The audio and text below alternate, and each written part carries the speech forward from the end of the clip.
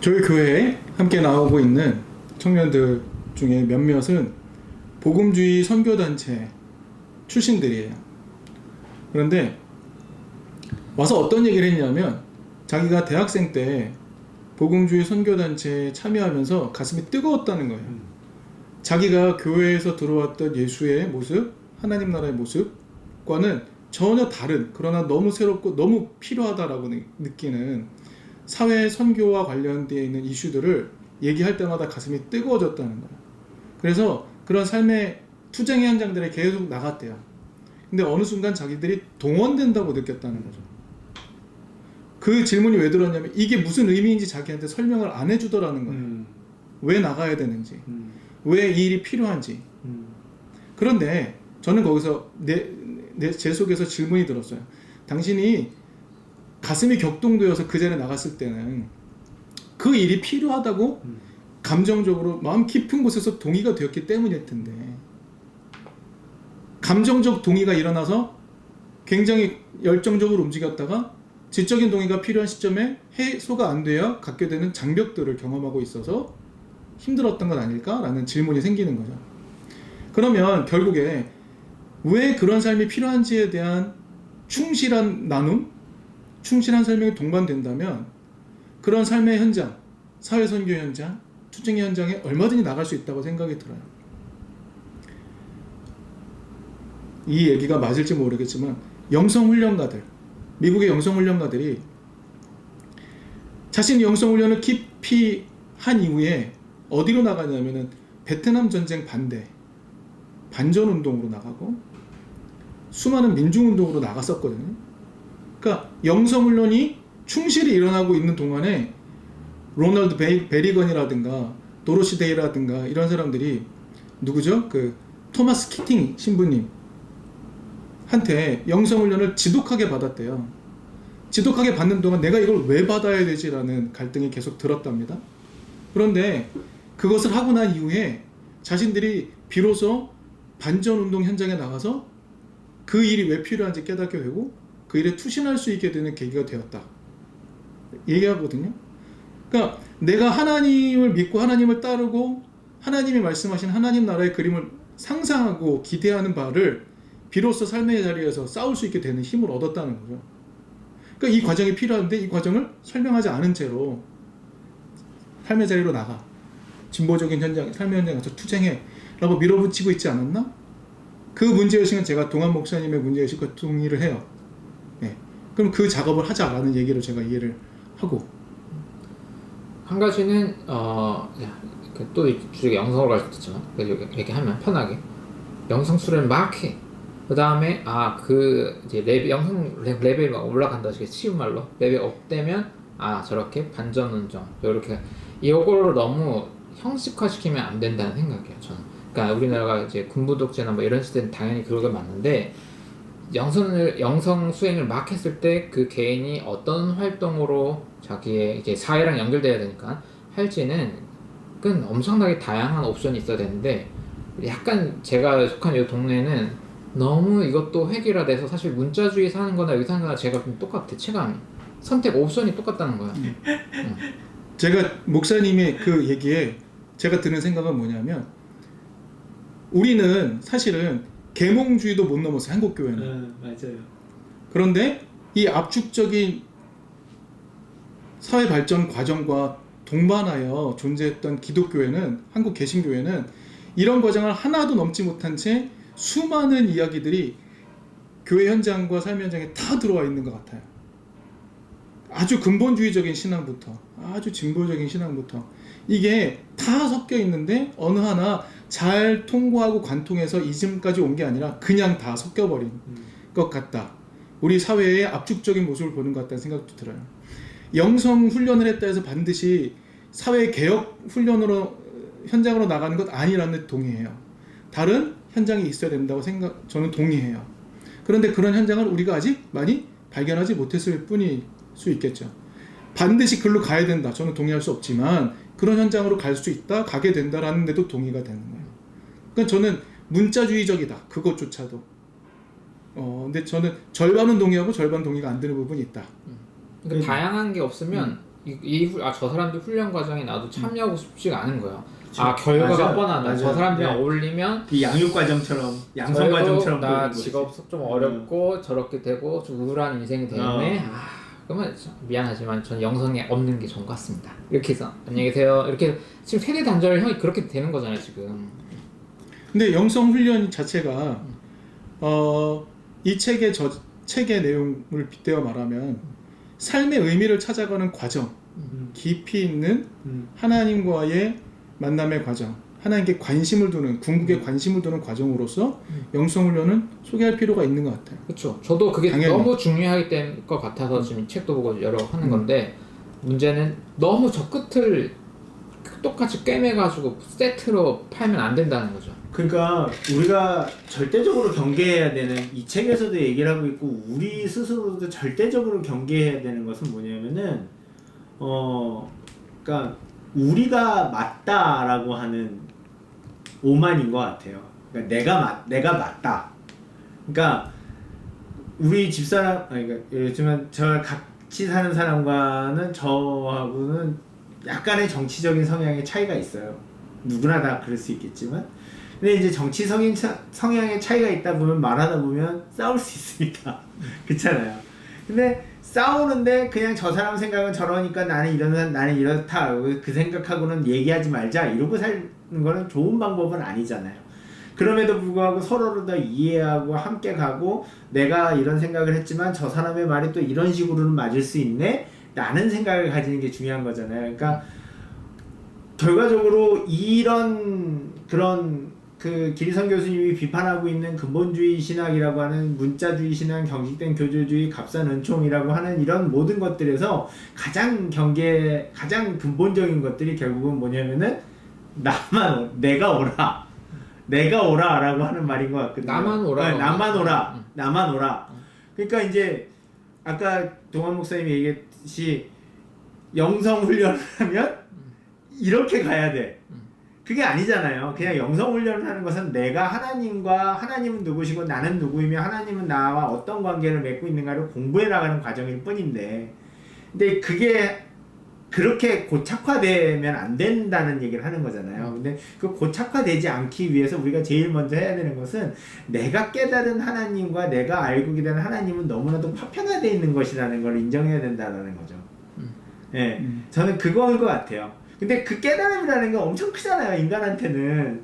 근데 그게 너무 크다 보니까 내가 만난 하나님, 내가 깨달은 하나님, 내가 아는 신앙을 막 전하고 싶은 게 인간적인 본성인데 그거를 먼저 내려놓는 게 제일 중요한 것 같다라는 거죠. 그걸 내려놓을 수 있어야 내가 아무리 진보적인 신앙이고 저 사람 근본주의 신앙에 진보적인 신앙인데 내가 그 근본주의 신앙 가진 사람보다도 못한 사람일 수 있다라는 거를 내 생각이 잘못된 삐뚤어져 있는 진보적인 생각일 수도 있다라는 가능성을 언제나 우리가 가져야 된다라는 거죠. 그 생각을 우리가 좀 기본적으로 많이 가져야 이게 같이 이렇게 다양한 루트를 만들 수 있지 않을까. 그걸 가질 수 있는 제가 본 유일한 방법은 다른 생각을 가진 사람들과의 소통, 대화가 돼야 하는데 소통과 대화가 중요한 거죠. 너무 끼리끼리 세게 놓으니까 지금 어느 진영이든 그게 좀 어려운 것 같아요. 아마 문자주의 교회 다니분들도 마음속으로는 그래 다양성 인정해야지. 그건 생각은 다 있을 거예요. 근데 그게 안 돼. 그렇지. 다양성 있는 사람 보면 다 없는데 너 왜 여기 와서 불편하게 하니? 딴 데 가서 있지 이렇게 얘기를 하게 되는 거죠. 그러니까 이거 하나씩 얘기하면서 저는 영성이라는 주제도 다양한 각도로 생각할 수 있다라는 걸 공유하는 작업이 필요. 왜냐면 이 얘기 저번에 영성으로 대화합시다 했는데 아무도 참여 안 하는 거예요. 그러니까 이게 너무 추상적이고 이유는 잘 모르겠어요. 그러니까 컨텐츠 자체가 쌓이지 않으면 목회자들이 모임만 해서 이미 쌓이지 못하면 교회에서 어떻게 했어요? 안 하거나 자기 생각만 말하겠지. 개교에서. 그럼 그 다음 단계를 넘어갈 수가 없는 것 같아요. 그러니까 이게 근본적으로는 목회자의 역할, 이게 또 얘기인데 목회자의 역할을 우리가 좀 다르게 생각해봐야 되는 것도, 우리는 이렇게 뱉어내는 존재들이잖아요. 뱉어내고 선포하는 존재들이잖아요. 이제 그러다 보니까 다른 사람들의 얘기를 듣기보다는 이렇게 말하는 존재다 보니까, 그러니까 이제는 목회자들이 말하는 것보다 오히려 이제는 경청하고 받아들이고 수용하고, 그래서 그거를 함께해서 우리가 믿는 하나님이라는 이런 것들을 합체해서 이렇게 도출해낼 수 있는 그런 역할들을 하는 게 중요한 게 아닌가. 그렇게 된다 하면 이런 여러 가지 이런 문제들을 같이 좀 이렇게 그야말로 하나됨과 조율과 하나라는 그걸로 이렇게 갈 수 있지 않을까. 그러니까 근본적으로 좀 우리가 이제는 뱉어내는 존재에서 받아들이고 조율하는 존재로 가야 되는 것이 아닌가. 제가 평신도였으면 그렇게 말한다고 해서 그 사람이 그럴 거라 판단하지 않고 목회자들 모임에서 서로 다른 생각을 서로 조율하고 있느냐, 그걸 오픈해서 보여줄 수 있느냐, 저는 이제 이런 걸로 객관적인 자료로만 판단하겠다는 거예요. 말로 우린 다양성 존중해야 서로 이거는 누구나 하는 얘기고, 근데 이제 그런 공간과 컨텐츠 자체가 너무 없어서 이제 우리 연습을 해보고 그걸 표현을 해보자. 약간 이건 좀 다른 관점으로 보는 얘기인데, 지금 현재 우리나라 이 시대 이 시점에 어떤 신학적인 방향들을 막 제기하고 있는 여러 그룹들이 있을 수 있죠. 근본주의적 신학을 줄기를 따라가고, 진보적이라고 말하는 신학적 줄기를 따라가고, 거기에는 민중신학, 해방신학, 뭐 이런 여러 페미니즘 신학, 굉장히 다양한 담론이 있을 수 있죠.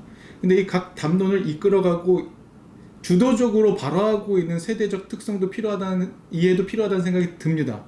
왜냐하면 좀 저보다 연배가 있는 분들이 자기 진영에 서 있으면서 서로 싸웠던 경험들이 있는 것 같아요.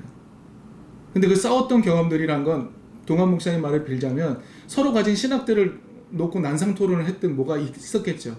그 치열한 전투 끝에 얻은 결론이 너희랑 소통이 안 돼 였다면, 그래서 지금의 신학적인 방향을 이렇게 나누어서 생각하고 있는 거라면 저는 그분들의 그런 태도들 전 충분히 이해할 수 있다고 생각이 들어요. 다만 이 다음 세대로서 다양한 생각들이 서로 각각의 어떤 컨텐츠를 갖고 있고 어떤 내용 담화를 갖고 있고 어떻게 대화할 수 있는지, 이런 민주적인 경험이 필요하다라고 이야기하는 거라면, 동환 목사님, 우리는 더 많은 시간을 함께 나눌 수 있는 어떤 필드를 만들어 가야 된다. 그쵸. 이 담론들도 유의미했죠. 그 시대 때. 그 시대 때 유의미했다라는 역사적 배경과 시대적 배경을 우리가 안 채로, 그분들은 그랬구나, 우리는 어떻게 해야 되지, 이런 식의 논의가 필요한데, 사실 우리의 진영들을 이끌어가고 있는 기득권을 가진 분들이 주도하고 있는 논의들이 이건 이거야, 저건 저거야 라고 구획을 나눠버린 여기 안에 젊은 다음 세대 목회자들을 끌어들이기는 쉽지 않다라는 생각도 들어요. 어쨌든 제 생각에 이제 마무리를 해야 될 것 같은데, 저희 교회 분들한테도 이 책을 추천했어요. 그런데 하면서 어떤 얘기냐면, 저는 이분이랑 생각이 다른 부분도 많다. 실제로 뒤로 갈수록 많이 달라요. 저는 기 선생님이랑. 하지만 이분의 문제 제기와 솔직한 이야기 이런 거 너무 좋아서 공유를 한다고 했어요. 그런 거죠. 많이 다른데 배울 점도 엄청 많아. 그래서 같이 얘기를 해서 컨텐츠를 생산적으로 짜보고 싶은 건데, 이런 공간이 너무 없다고 생각이 들어요. 그리고 교회도 처음 시작할 때야 제 어떤 이야기를 좋아서 모이죠. 근데 교회가 이제 조직화되고 안정화되고, 이거는 그 다음 저를 믿어서 오는 게 아니거든요. 이 모임에서 어떤 매너로 같이 모임에서 더 좋은 책들도 같이 보고, 저랑 엄청 생각 다르지만 이것도 한번 해보고 소개되고, 이래야 사람들이 공적인 모임으로 우리가 만들어가는 거지, 제가 지도자가 아니기 때문에 그런 방식이 진행이죠. 그러니까 이게 참 그런 것 같아요. 결과적으로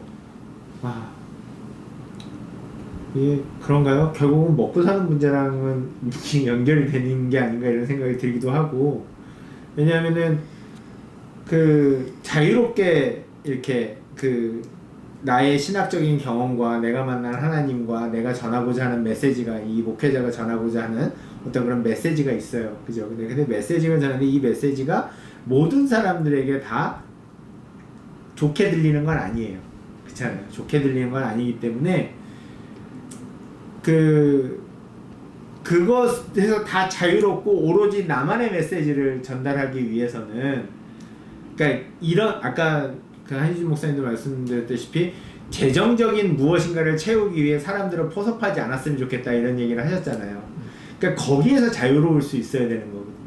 거기서 자유로울 수 있어야 메시지라는 것들이 항상 독립적일 수 있는 것이고, 그 독립적인 메시지로 누군가에게 계속 꾸준하게 전달되어질 수 있고 자유로움을 가질 수 있게 되는 거잖아요. 그죠? 그러니까 어떻게 보면 그 문제에 대해서 모든 사람들이 다, 그리고 또 이 메시지를 전하고 예술하는 사람들을 전하고 싶어하는 사람들이 자유로워질 때 이 기본적인 이 문제에 대해서 이게 바뀌어질 수 있는 것이 아닌가 이런 생각을 하거든요. 근데 그 문제랑 연결이 되어지고 이 교회라는 것이 결국은 그렇게 이루어질 수밖에 없잖아요. 그러니까 목회자가 어떤 그런 경제적인 문제에서 완전 자유로워지기 전에는 꼭 그 문제가 걸려들게 되거든요. 좀 다른 거야. 제가 경제적으로 완전 자유롭다고 쳐도 제가 설교를 하나 교회 운영하고 할 때 이 컨텐츠에 저 얘기가만 하면 안 된다는 거야. 제가 하고 싶은 얘기를 하는 게 그 시간의 목표가 아니라는 거야. 이게 돈 문제랑 좀 다른. 그러니까 돈 때문에 할 말을 못 해도 안 됐는데 지금 그게 아니라 지금 그냥 일반 언어로 따지면 전문성을 갖는다는 거. 종교 공동체. 직업 종교인으로서 프로페셔널하다는 거는 내 말을 하고 여러분 내 말 들으세요라는 게 아니라 이 시간에 사람들이 오는 이유는 이 사람이 자기 컬러도 충분히 내지만 정말 공동체를 위해서 뭔가 하고 있고, 그 공적으로도 비판받을 것도 감안하고 공공성을 생각하면서도 뭔가를 컨텐츠를 생산하기 때문에 전문가라고 할 수 있는 거라고 저는 생각해요. 근데 제가 말씀을 들으면서 사실은 내가 이 커뮤니티에 함께 하고 싶은 이유는 내가 이 공간에서 나와 생각을 함께 나누는 사람들이 안전한 토대라는 걸 확인해야만 할 수 있는 거잖아요. 물론 나랑 생각이 다르다 해서 나를 공격하는 사람은 아닐 거예요.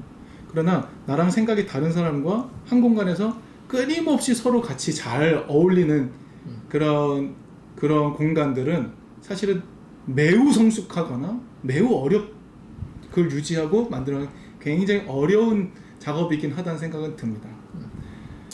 근데 저의 지금까지의 여정에서 함께 지금 같이 남아있는 사람들이 있죠. 그들과 제가 어떤 얘기를 하냐면, 저도 신학적인 여정에 계속 변화가 일어나잖아요.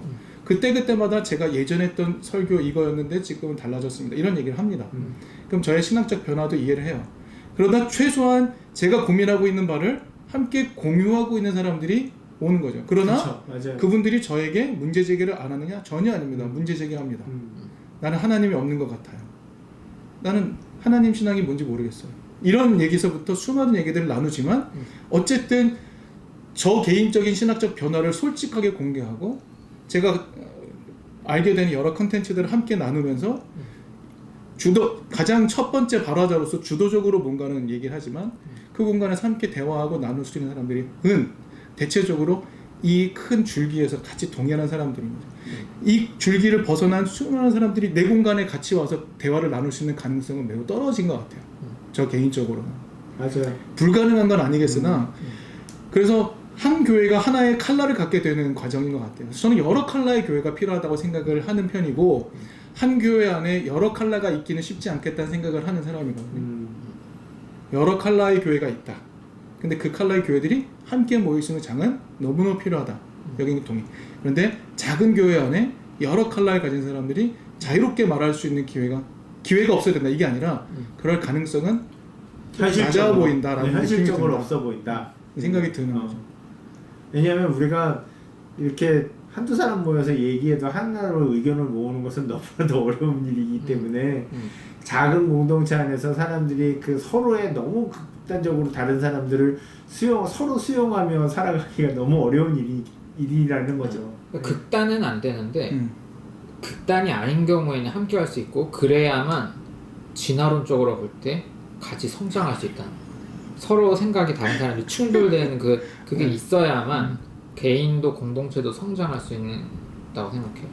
저는 저는 그냥 그게 성경에서 발견되어지는 가장 그게 뭐라고 하는 게, 너와 나의 성향이 다 다르고 생각도 다르고 다 다르지만 한 가지인 거잖아요. 하나님을 신앙한다. 그죠? 한 가지 이유로 모이는 거잖아요. 하나님을 신앙한다. 그잖아요. 그 하나님을 신앙한다라는 한 가지로 우리가 서로의 다름을 이해할 수 있는 거잖아요. 이해한다기보다 받아들여야 되는 의무가 있는 거잖아요. 우리한테. 거기서 질문. 네. 하나님을 이해하는 게 다 다르다면 네. 그건 불가능하죠. 그러니까 하나님을 이해하는 바가 같아야 이 공동체 안에 모여 있는 거죠. 그런데 하나님을 이해하는 바를 어떻게 구현해 가느냐? 이게 다르면 가능하지만 하나님의가 완전 달라. 서로가. 그러면은 같이 한 공간에 모일 수가 없는 거죠. 그러니까 우리가 가장 할 수 있는 한 가지는 있죠.